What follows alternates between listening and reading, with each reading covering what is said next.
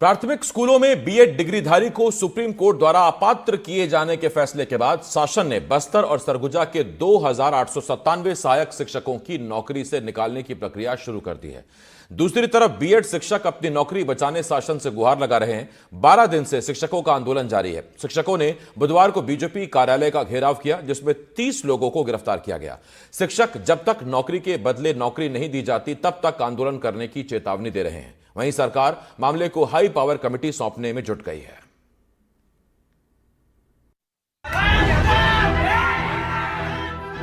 BJP हो या कांग्रेस, दोनों ही पार्टी युवाओं को रोजगार की वकालत करती हैं, सरकारी नौकरी के अवसर पैदा करने का वादा करती हैं। लेकिन छत्तीसगढ़ में 2,897 शिक्षकों को नौकरी से हटाने की प्रक्रिया शुरू हो चुकी है। बीएड शिक्षकों की भर्ती हुई थी और उसके बाद से सरकार ने अब सुप्रीम कोर्ट का जो फैसला आया उसके बाद से उनको टर्मिनेशन के ऑर्डर देना शुरू कर दिया है।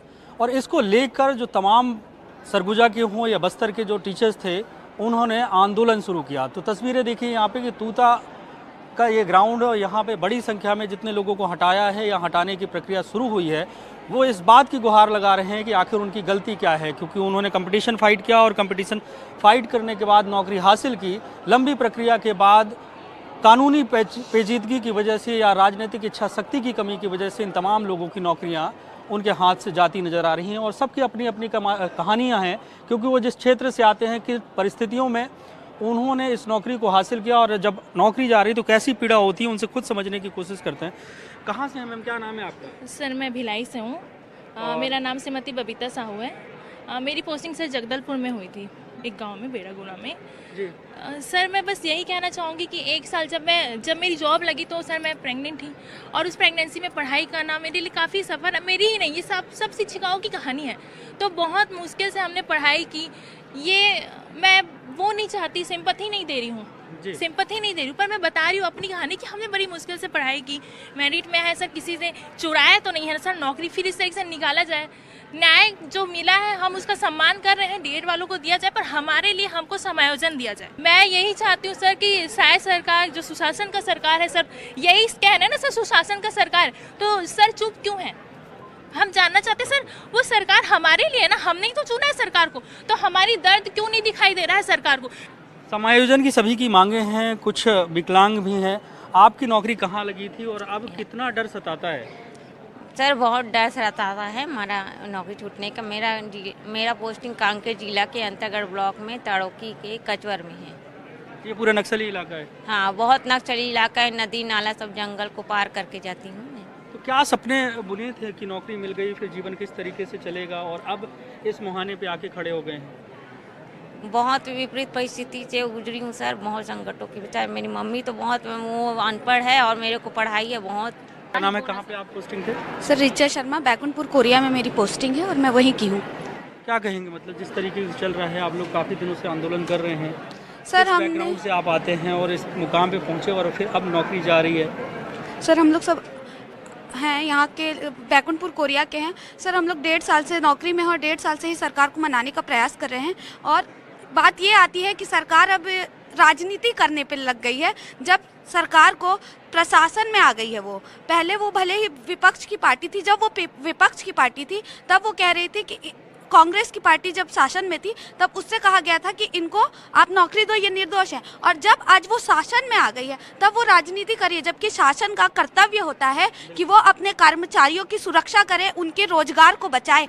ये तमाम लोगों का कहना है कि जब तक इनकी मांगें नहीं मान ली जाती, क्योंकि समायोजन की मांग है, निश्चित तौर से 3000 की ये संख्या है और 3000 परिवार सीधे तौर से जुड़े हों जिनकी नौकरियां गई हैं, तो उनको कितना दुख होगा इस बात को खुद समझा जा सकता है। लेकिन समझने की बात जो है सरकार को है, क्योंकि ये भी छत्तीसगढ़ के लोग हैं और इन्हें नौकरी दी गई थी उन इलाकों में जिस इलाके में ये कहा जाए कि अति पिछड़े इलाके हैं, बस्तर है और सरगुजा है। लेकिन अब जिस तरीके की परिस्थिति बनी है, तो सीधे तौर से चेतावनी ये है कि जब तक इनकी मांगें नहीं मानी जाती, इनको नौकरी नहीं दी जाती, तब तक ये तमाम लोग इस धरना स्थल पर यूं ही आंदोलन करते रहेंगे। बीजेपी इसे भूपेश बघेल सरकार की नाकामी बता रही है। देखिए, सबसे पहले तो ये बात समझिएगा कि छत्तीसगढ़ की विष्णुदेव साय जी की सरकार पूर्ण रूप से संवेदनशील है इनके भविष्य को लेकर, और उसके लिए उच्च अधिकार प्राप्त अधिकारियों की एक कमेटी बनी है जो इनके भविष्य के लिए बहुत संवेदनशीलता से विचार करके कुछ न कुछ निर्णय लेगी। लेकिन मुख्य बात यह है कि इस 2900 शिक्षकों के भविष्य के हत्या के दोषी भूपेश बघेल की पूर्ववर्ती सरकार है, उस सरकार की लापरवाहपूर्ण नीति से ये स्थितियां उत्पन्न हुई। और जब इनकी नियुक्ति हुई उसके बाद भी एक बार हाईकोर्ट ने इस पर रोक लगाई थी, लेकिन उसमें सरकार नहीं गई, सरकार ने पक्ष नहीं रखा, ये स्वयं गए थे। उसके बाद जब इनको रोक स्थगन हट गया तो उसके बाद भी नियुक्ति पत्र देने में इन्होंने राजनीति करने के लिए राहुल गांधी का इंतजार किया, फिर नियुक्ति पत्र दिया और आज आखिर वही परिस्थिति आई। लेकिन विष्णुदेव साय जी की सरकार में निसंदेह इनके ऊपर संवेदनापूर्ण कार्य करते हुए इनके भविष्य की चिंता करेगी। पूर्व सीएम भूपेश बघेल ने बीजेपी के आरोप पर पलटवार करते हुए कहा कि देश की ये पहली सरकार है जो नौकरी छीन रही है। शिक्षकों के पद अभी भी रिक्त पड़े हुए हैं।